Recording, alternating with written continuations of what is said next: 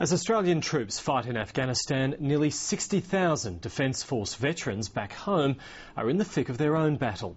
They're recipients of a military superannuation pension, but they get paid on a lower scale than the aged pension. And as Josie Taylor reports, they're furious. Peter Stokes was once a colonel and led a battalion in the Vietnam War.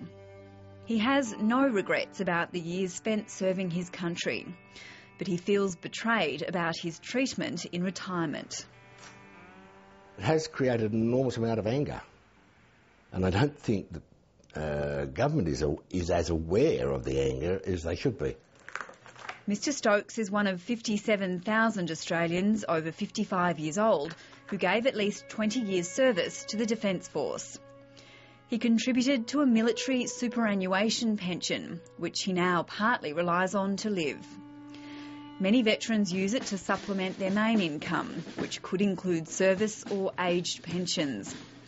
But unlike other pensions, this military superannuation only rises according to the lowest measuring stick, the Consumer Price Index.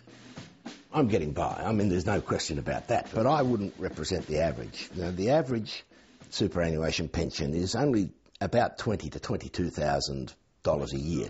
Lindsay Taylor last year said, well, of course, in that case, they can go on welfare. In other words, they rely on the old age pension as well. Well, there's a lot of pride in people who've been in the military, and particularly in the families of people who've been in the military, who don't like the idea that they have to rely on welfare.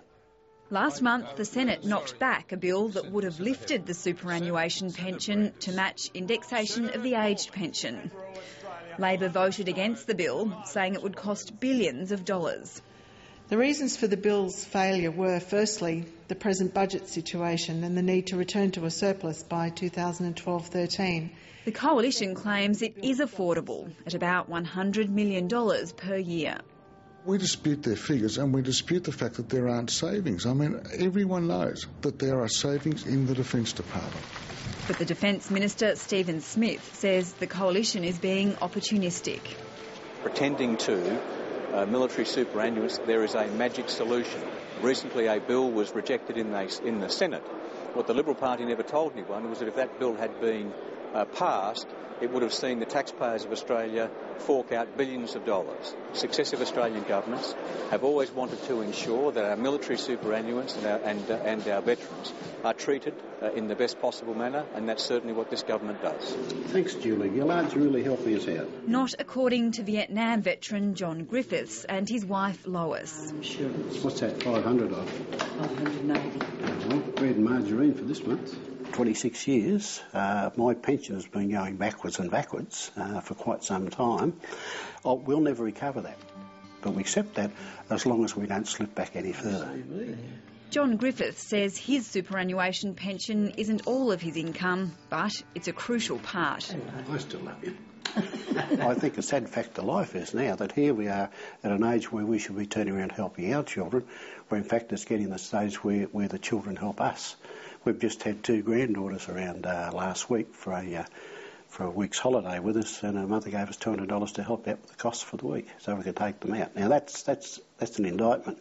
Now I don't want to sound like a whinger. There's military superannuants that weren't officers that are worse off than what I am. David CATTERALL injured his back jumping off a tank in the Vietnam War. He's the Victorian representative of totally incapacitated veterans who successfully fought for a rise in their pension 4 years ago. It was $80 a fortnight extra that we got in that period that we would not be getting now. He says about 20% of his group also rely on the military superannuation and would dearly love a similar boost. That pension level does call for, I think, at my age, which is 66 in December, a bit of a life, and we can go out and we can enjoy ourselves and have a beer. Retired Brigadier Neil Weeks is leading the push for a higher pension from Townsville. He's rallying veterans to campaign for the Coalition in marginal seats across Australia. The groundswell is absolutely huge. It is enormous, not just the retired members, but from the currently serving members, including I've had emails from those over in Afghanistan. They are concerned that if this is not rectified by this government, then they'll be fighting the same fight that we're fighting now in 20 years' time. The sense of betrayal, anger, frustration and discontent by the veteran community and the ex-service community in general, and the service community, is palpable. It is really quite alarming. All the veterans the ABC spoke to say they have strong support from serving members in Afghanistan, even though soldiers these days have totally different superannuation.